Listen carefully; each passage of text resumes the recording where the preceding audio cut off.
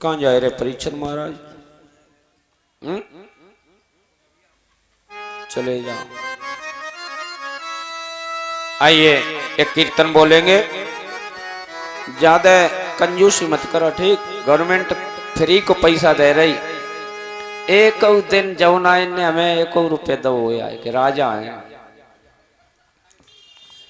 ज्यादा कंजूसी, ऐसे परीक्षक जी जैसे कंजूस आते, ठीक है। और गंगा के कानपुर के पास की सत्य घटना है। गंगा जी से 12 किलोमीटर दूरी पर गांव था और इतने कंजूस थे कि बहुत सारा पैसा था, लेकिन भगवान के नाम में, भक्ति के नाम में कहीं कथा भागवत हो तो 2 रुपए नहीं देते थे। उनकी पत्नी बड़ी दुखी थी। पत्नी बेचारी अच्छे स्वभाव की, वो कहती है इतने कंजूस, अरे कहीं कथा भागवत होती, आरती में 1 रुपया नहीं चढ़ाते, इस पैसे का क्या करोगे? लेकिन उन पर कोई असर नहीं पड़ता। पूरा गांव अब उनको दानचंद कहने लगा, क्योंकि दान नहीं करते इसलिए सभी कहने लगे वो दानचंद बहुत बड़े, उन्हीं के पास जाओ चंदा लेने के लिए। नाम ही पड़ गया दानचंद। दानचंद की पत्नी बड़ी उदास है, मन में सोचती है कि सारे जीवन ये नौकरी करते रहे, रिटायर होके आ गए, लेकिन भगवान के नाम से इन्होंने 2 रुपए कभी दान में नहीं दिए। गंगा का पर्व पड़ा है, गांव के सब लोग स्नान करने जा रहे हैं। दानचंद की पत्नी कहती है, स्वामी अरे कोई बात नहीं, तुम पैसा खर्च मत करना, गंगा जी 12 किलोमीटर दूरी पे हैं और पैदल पैदल चले जाओ और गंगा जी में स्नान करे आओ और वापस आ जाओ, इसमें तुम्हारा क्या पैसा चला जाएगा, हम भोजन बना के यहीं से बांधे दे रही हूँ। पत्नी ने भोजन बना दिया, दानचंद जी गए, लेकिन मन में सोचा कि गंगा जी पे जाएंगे तो ज्यादा नहीं तो पंडा लोगों को 1 रुपया तो देना ही पड़ेगा। तो 1 सिक्का लेके गए, खाली 1 सिक्का, गिल्टी वाला। हाथ में सिक्का है, जेब में सिक्का है। गंगा जी के किनारे पहुंचे, सभी भक्त स्नान कर रहे हैं और पंडा जी को संकल्प करा रहे हैं। अपने अपने सामर्थ्य के अनुसार सब पंडित जी को दक्षिणा दे रहे हैं, कोई आटा कोई सीधो जो ले जाते हैं गंगा जी पे। दानचंद ने देखा कि ये तो सब खूब दे रहे हैं, तो हम स्नान करेंगे, हमें भी देना पड़ेगा। अब दानचंद मन में सोचते हैं कि हम 1 पैसा लाए, बड़ी मेहनत से कमाया और अब ये सिक्का चला तो जाएगा, चलो जेब से आखिरी बार इसे देख तो ले कैसा है। और मुट्ठी में पकड़ा और मुट्ठी इतनी कस के पकड़े हैं कहीं ये छुट न जाए, धोखे से चला न जाए। गर्मी की सीजन है, मुट्ठी में पसीना आ गया और दानचंद ने जैसे ही मुट्ठी खोली तो पसीना में सिक्का पूरा भींगा है। अब दानचंद कहने लगे, अरे ये 1 रुपया हमसे इतना प्रेम कर रहा है, हमें छोड़ के ही जाना नहीं चाहता है, हमने सोचा पंडा को दान देंगे और वैसे ये रोने लगा बेचारा, अब तुम रो मत, हम किसी को नहीं देंगे। और उसने तुरंत जेब में रख दिया और मन में सोचा अब इस घाट पे हम स्नान ही नहीं करेंगे, चलो मुर्दा घाट पे स्नान करेंगे, वहां पे पंडा होते ही नहीं। भगवान ने सोचा बाहरे कंजूस, कंजूसी की भी हद कर दी। भगवान ने कहा तुझे भी हम नहीं छोड़ेंगे, भले मुर्दा घाट पे जा। मुर्दा घाट पे गया है और कपड़े उतार के रखे, उधर उधर देख रहा, कोई नहीं है, कोई पंडा नहीं, कोई कुछ नहीं है। और गंगा जी में घुसा, जैसे डुबक लगाई और वैसे ही भगवान जी पंडा के रूप में आ गए। यजमान की जय हो, यजमान की जय हो, यजमान की जय हो। अब तो दानचंद ने सोची बाहरे पंडा, अरे तुमने तो पंडा जी हद कर दी, तुम कौन हो? हम पंडा। अरे तुमने हद कर दी, पंडा जी अलग घाट पे बैठते, ये शमशान घाट है, यहाँ पर कोई पंडा नहीं रहते। अब पंडा जी कहते हैं, भगवान रूपी पंडा, अरे भैया हम तो यहीं पे रहते हैं और हम इसी आस में रहते हैं कि यहाँ पर भक्त आएंगे, हमें दान देंगे और हमारा गुजारा चलता है, हमारे बच्चों का भरण पोषण इसी से चलता है। दानचंद कहता है, अरे ये शमशान घाट है, यहाँ कौन स्नान करने आएगा? तो पंडा कहने लगे, भगवान जी का हम तो आशा में बने रहते हैं, तुम्हारे जैसे बढ़िया हमारे यजमान साल खाड़ में 1 आध आ जाते हैं और इतना दे जाते हैं कि हम 4 साल तक नहीं खा पाते। दानचंद ने कहा अच्छा, हमसे इतनी उम्मीद, हम 4 साल का दे जाएंगे, हम तुम्हें एक सिक्का देने वाले नहीं है। पंडा जी कहते देना पड़ेगा, तुमने गंगा जी में स्नान किया है तो घाट का पैसा देना पड़ेगा, और बिना दिए बच नहीं सकते हो। दानचंद कहने लगे अब तो फंस गए भाई। दानचंद कहते हैं अच्छा ऐसा करो, उधार कर लोगे, अब की बार आएंगे जब दे देंगे। और दानचंद मन में सोचते हैं अब कभी गंगा स्नान करने आएंगे ही नहीं जो हमें देना पड़े। भगवान ने कहा हम उधार कर लेंगे लेकिन संकल्प बोलना पड़ेगा। उसने कहा चलो बोल दो संकल्प, 1 धेला को संकल्प बोलो, तो 1 धेला को बोल दो, ठीक। दानचंद ने संकल्प बोला, भगवान ने संकल्प छुड़ाया और दानचंद अपने घर गए। घर में बैठ पाए, पत्नी भोजन बना रही है, इतने में पंडा जी ने कुंडी दरवाजे की बजा दी, और जैसे ही कुंडी बजी दानचंद की पत्नी आई। कौन? कि यजमान की जय हो, यजमान की जय हो, यजमान की जय हो, मैं पंडा जी हूँ, ये हमारे यजमान दानचंद का घर है। और पत्नी ने जैसे ही बताया, अब तो दानचंद बोले पूछ के आओ क्यों आए, और आगे बात मत करना फालतू की। पत्नी गई कि महाराज जी क्यों आए हो, क्या कारण है? हमारे पति तो अभी गंगा स्नान करके आए, आपसे मिले होंगे, इसीलिए तो आए हैं, स्नान किया और उन्होंने हमें 1 धेला दक्षिणा में उधार करके आए, हम अपना धेला लेने आए हैं। और दानचंद की पत्नी ने जैसे ही बताया, दानचंद बोले कि जा बोल दे उनकी तबीयत खराब है, ज्यादा बीमार है।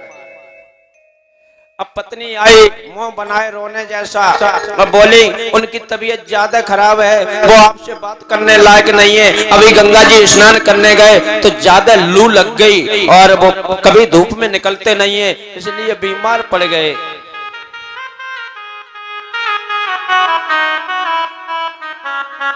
और ये 500 रुपए ममकेश भाई के छोटे भैया गुड्डू पाल के भगवान के चरणों में भेंट करते हैं। भगवान इनके मनोरथ को सफल बनाए, व्यासपीठ से ऐसा आशीर्वाद है।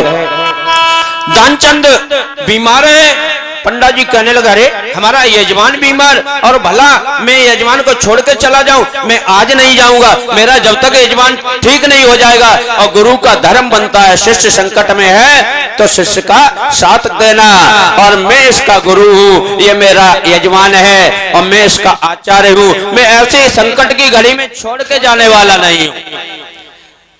अब तो दानचंद की पत्नी ने दानचंद को बताया, वो तो कह रहे हैं हम ऐसे संकट की घड़ी में छोड़ के नहीं जाएंगे, हम किसी वैद्य को लेके आ रहे हैं। दानचंद बोले कि जाओ उनसे बोल दो झूठ मूठ के आंसू बनाओ, कि वो तो चले गए, ऊपर चले गए। अब दानचंद की पत्नी कहती है तुम हमारे पति हो, हम तुम्हारे लिए ऐसा नहीं बोल सकते। दानचंद कहते हैं हम क्या मरे थोड़ी हैं, तुम झूठी बोल दो और झूठ मूठ के आंसू बनाओ। अब दानचंद की पत्नी गई, कब क्या बताएं, वो तो चले गए दुनिया से सदा सदा के लिए चले गए, अब तुम्हारे यजमान ही नहीं रहे तो तुम्हारा धेला कौन देगा। अब तो पंडा जी तो कौतुकी भगवान बहुत आंसू फाड़ फाड़ के रोने लगे, हाय हमारा यजमान चला गया, हाय हमारा यजमान चला गया, हाय मेरा इतना बढ़िया यजमान था, इतना अच्छा यजमान मुझे कहीं नहीं मिलेगा। और देवी तुम चिंता मत करो, तुम अकेली हो, तुम नारी हो, तुम घर में बैठो, हम पूरे गांव में खबर किए दे रहे हैं। और भगवान ने अनेकों रूप बनाए, एक क्षण में पूरे गांव बता दिया कि दानचंद चले गए।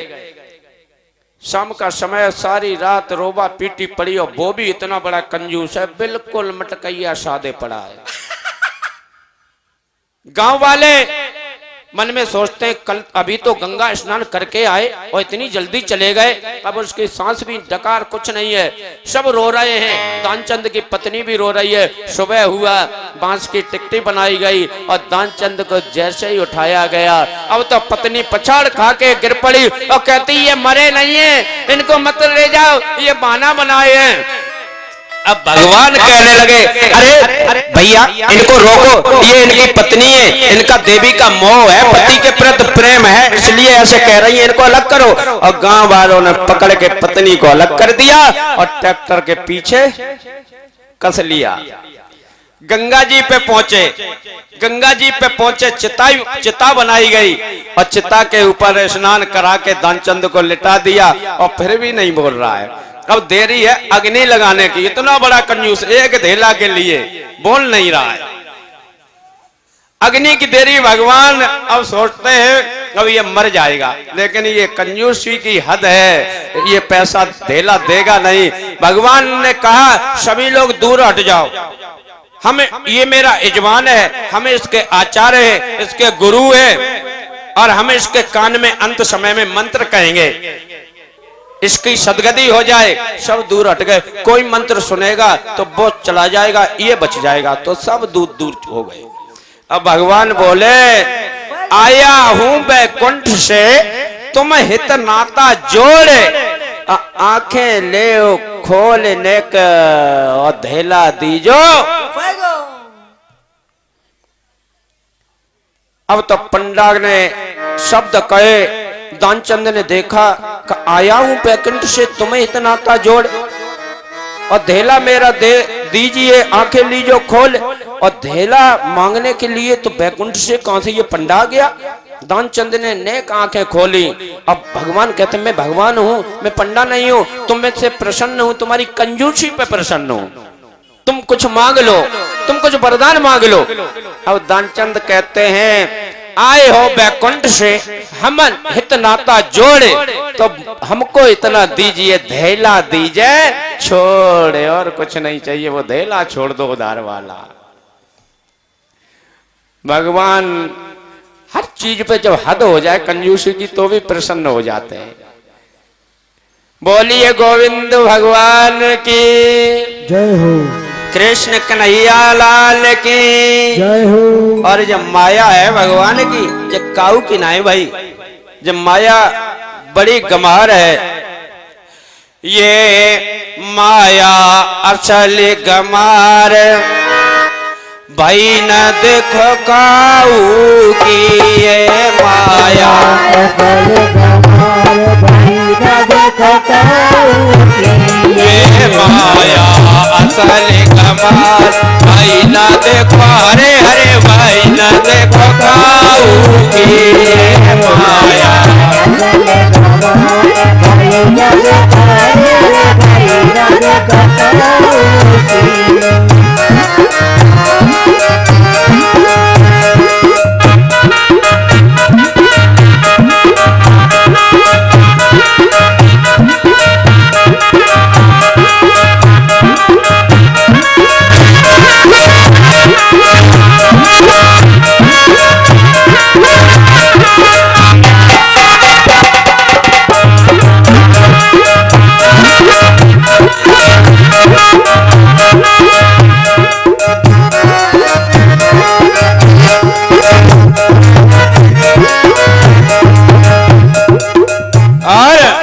माया कहां जाती है, किस जगह पर नहीं जाती है।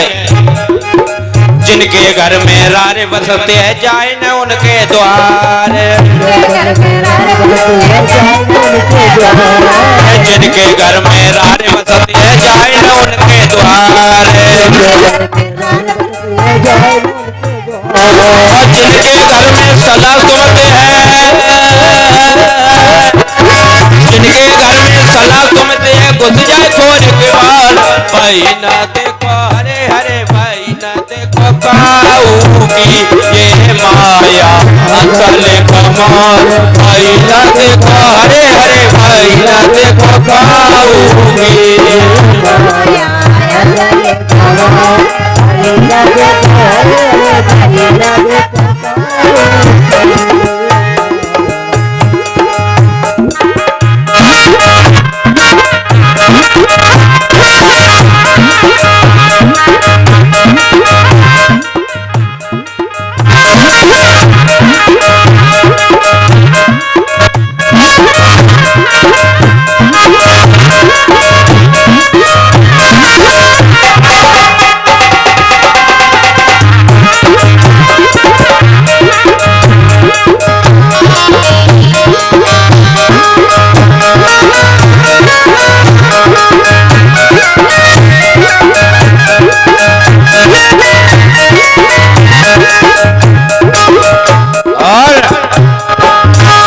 के नित द्वारे जावे फिर बारंबार, जावे फिर बारंबार दानी के नित द्वारे जावे फिर बारंबार दानी के द्वारे जावे फिर बारंबार और लोभी के ढिग से नानक से लोभी के ढिग से नानक से बने फांसी को हारो भाई ना देखो हरे हरे भाई ना देखो की माया अकल कमाल भाई ना देखो की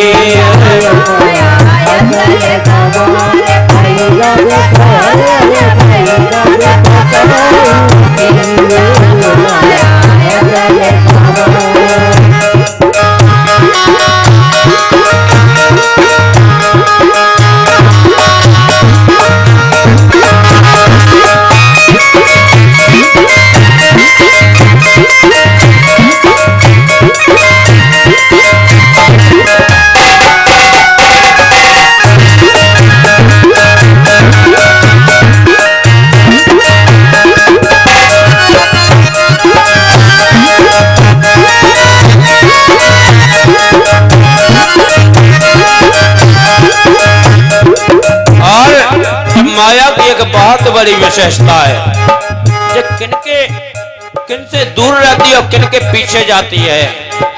जो माया के पीछे दौड़े ताता आगे जाए जो माया के पीछे दौड़े ताता आगे जाए झूठी बात नहीं है। एक कोई आगे आगे भाग रहा है और एक पीछे तो उसके पीछे ही तो रहेगा उसे पकड़ने के लिए। कुछ लोग होते हैं अपनी सत्ता के मद में अपने से हल्के व्यक्ति को धमकी देते हैं जब तक तुझे मैं ठीक नहीं कर दूंगा तब तक तेरा पीछा नहीं छोड़ूंगा। तो भगवान भी कहते हैं तूने अच्छा किया अब तेरा यश इसे देंगे क्यों ठीक करने को कहा है तो तुम ठीक होगे अब वो ही नीचे आएगा। जो माया के पीछे दौड़े ताते आगे जाए माया के पीछे दौड़े ताते आगे जाए जो माया को छोड़े पीछे जो माया को छोड़े पीछे ताई के बड़े पिटारे भाई ना देखो हरे हरे भाई ना देखो काऊगी ये माया अकल कमाल भाई ना देखो हरे हरे भाई ना देखो काऊगी ये माया अकल कमाल भाई ना देखो हरे हरे भाई ना देखो काऊगी ये माया अकल कमाल भाई ना देखो काऊगी ये माया अकल कमाल भाई ना देखो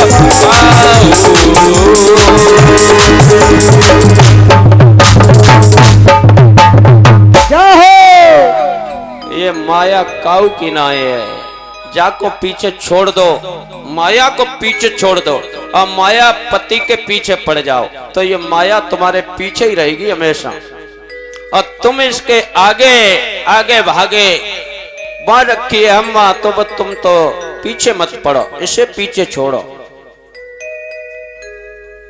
आगे कर ले हो तो वही तो कल्याण है।